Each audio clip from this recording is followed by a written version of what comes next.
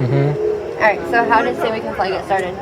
Basically, it was just I've been writing songs since I was like 13, and when we got the internet, which I was right before I went into high school, I just thought it'd be cool to start making videos because that would be more of an excuse to work on music, I guess. So I just came up with the name SayWeCanFly and started a YouTube channel, and kind of since that day, it's become my life, you know. So what would you say the main difference is between you working with a record label and doing everything by yourself? Honestly, because I think I've always been very cautious about that because I've always really loved doing things independently and kind of wanted to build it as much as I could on my own. So I waited until I found people that I really did want to work with. And since I have been working with them, it's actually been awesome because I've been on the phone with them about album artwork, all the creative stuff, social media. So it's cool to have more people to work with on stuff to accomplish goals. But at the end of the day, I always make sure to kind of communicate my vision because I think that's the most important thing. So it's actually been really cool so far. Yeah. So what would you say the best way has been to get all of your music out there in such a short time? Honestly, I think social media has been the coolest thing, and I think that, spending years just kind of in my bedroom, like building that, learning how to build that, allowed me to get better at songwriting and whatnot, and then when I started touring, that kind of added a whole other element to it. So I think the balance of social media and touring have been the two biggest things, but definitely I think if you stay active online, and just make sure to talk to people, it's definitely a very valuable tool. Alright, so what is the inspiration behind the song Between the Roses? That song, I wanted to that's from my first full-length album, and I kind of wanted to write an album that was like a metaphor. Basically, I wanted to kind of write it as a suicide note, which represents a lot for me, and I think it's just, that whole song is basically just about how love and emotions towards other people, my parents, my friends, people I've been with, have taken me to so many places and taught me so many things about myself, and I think I want to just kind of write about the sadness I felt and the happiness I felt, and just kind of that it's okay to feel that. So that's kind of where that came from. Yeah. So do you have a time that fans can expect your music to come out? Yes, I have a new EP called Darling coming out in October this year, so I am very stoked on it.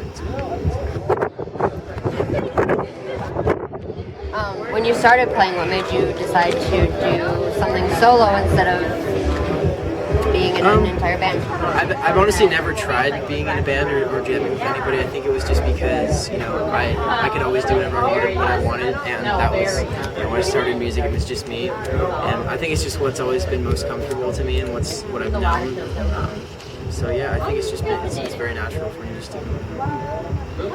So why did you decide to actually do the cover Miles Away for this tour? Play it on this tour? Honestly, it was kind of like a random decision. I was trying to decide which cover to do because I always do one. But also, I think that song it really means a lot to me just because it's written about tour and how that can rip you away from people that you love, and that's definitely something I've struggled with a lot. So I think I just really wanted to play a song that means a lot to me on this tour. So what is next for you? After this tour, I'm again going to be releasing new music and going to be doing some more touring as well, which I will be announcing soon. Definitely doing some overseas touring, and just being on the road and probably watching scary movies on Netflix or anything, because I always do that. So. Do you have any projects in the works right now, like merch, anything? Yeah, so I just started a jewelry line with Never Take It Off, which is a really cool jewelry company. So I just started a line with them, and I'll have a bunch of new merch coming for the new record, and that's about it right now. I'm working on some cool animated lyric videos and whatnot, so definitely be a lot of cool content coming soon. What's your favorite piece that you designed for the Never Take It Off line? It's a ring. We call it I've Lost the Moon. It's a moonstone, like crystal, basically just on a ring, and it's really simple. They did a great job with that line. I'm really stoked. So how did you come up with the design for that? Honestly, I just had a really long phone call with them, and it was basically just about what shapes do I like, what movies do I like, just a whole bunch of stuff about what I liked, and objects and ideas that I click with, and they took all that and designed a whole line based on things that I like and thoughts that I have. So it was really cool because I didn't design every single piece, but it was I guess I communicated things well enough. It was good enough. So yeah, it was really interesting. So you have 2 new songs that you played on this tour, Better Off Alone and High School. How did you go about the inspiration for those 2? Basically, that Better Off Alone again is just kind of about being a musician, just like touring and getting out there just has made me, do things that I don't comfortable with all the time. It's been scary. It doesn't really allow me to get attached to people for too long, and because I'm always, moving around, and that's hard to accept. And then high school, really, honestly, is just kind of about my feelings towards the world and just looking at it. And it makes me sad, I guess, just to see the spot that human beings are in with each other and how people are so scared of each other and hate each other. And it's crazy. It doesn't make sense to me. So I just kind of wanted to capture that a little bit and just relate it to me. So is there anything else that you want fans to know about? I don't know. I think the biggest thing right now is just the Darling EP, which is coming out in October, and I'm really excited. And I think it's, for me, those are definitely to date my favorite songs I've ever written. So I think pretty much, just watch out for that, and I'm going to be announcing the tour very soon. So keep your eyes posted on the Twitters. Yeah. Do you want me to move? It doesn't matter. It doesn't matter. So how did the two of you guys end up meeting? We actually met by complete chance. We were actually neither of us were actually supposed to be in the same place, but we ended up having personal life issues that led us to Brian Starr's house, and so I filmed a video with Brian and then got stuck there for the entire weekend, and and then we went out for coffee, and everything passed out of history. Now we own a turtle farm. Yeah. It's great. It's wonderful. They're beautiful turtles. Yeah, it was good. Yeah, no, it was very random. But technically, he did ask me to go out for coffee with him on but in person, we met at Brian Starr's house. So, yeah. So what gives you the inspiration to do all of your YouTube videos? Honestly, it's been kind of a tough road because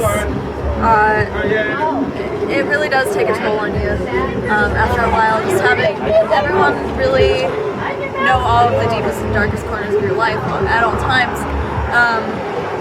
But I think honestly, it's my viewers, because I get messages every day saying, like, because of you, I'm doing this, because of you, this, etc. And that just feels really, really good, because my main intent, or not, goal, I guess, is to just help people. That's just really what I want to do, and so that's the main reason I'm so open about everything that I go through on the internet, is because I want people to know that they're not the only people that are going through it, and that there are other people out there who are experiencing similar things. So I think the main thing is definitely my viewers are the driving force for this. So how did you come up with I guess basically the name that you... What's up, Lucy? I just want to say hello. Oh boy. Well, I didn't actually come up with it. A friend of mine, when I was in the freshman year of high school, she thought that I resembled a bunny for whatever reason, which is ironic because I'm very allergic to bunnies. Until like I swell up and like can't breathe. But yeah, and then I also would bring 2 Monster energy drinks to school every day and just down them during lunch. And so my original name that I started using on MySpace was TheLedaBunny. And so that stuck and still sticks. Unfortunately, I'm not extremely fond of that name, but so I just kind of go by TheLedaBunny, but if I can. So yeah, that's the story behind that. I know it's quite ironic, but that's fine. It's fine. So what made you want to come out on this tour and talk to different fans and whatnot? Well, he offered me this opportunity, I guess, while I was on a train to a friend's house. He was just like, hey, you want to do this and that? So, I guess one thing that I've always wanted to do is be able to go out and meet fans of mine in different places, because every time that I've traveled to conventions or anything like that, or Warped Tour, I pay out of my pocket.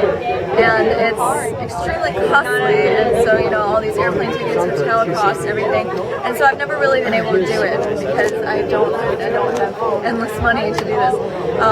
So the fact that I'm able to do this with him and just, you know, travel to different places finally and meet all these people face to face is just amazing, because although I do like social media and I do like, you know, talking to people through that, I personally really prefer meeting them in person and getting to know them as people. So that's definitely the thing I'm most excited about, is just, you know, learning about people and sharing experiences with them, being on the same level as them. So what would you say is next for you? Huh? What would you say is next for you? Oh gosh, I never have any idea. Ever. Probably just gonna keep on doing YouTube stuff until I figure something else out. You know, maybe I'll branch off from that into something else, but, you know, I'm just waiting for doors to open, I guess. I never have an idea what I'm doing, so it's pretty much all on a whim. But it's fine. Thank you. Yeah, of course. Do I just leave? Yeah. Okay.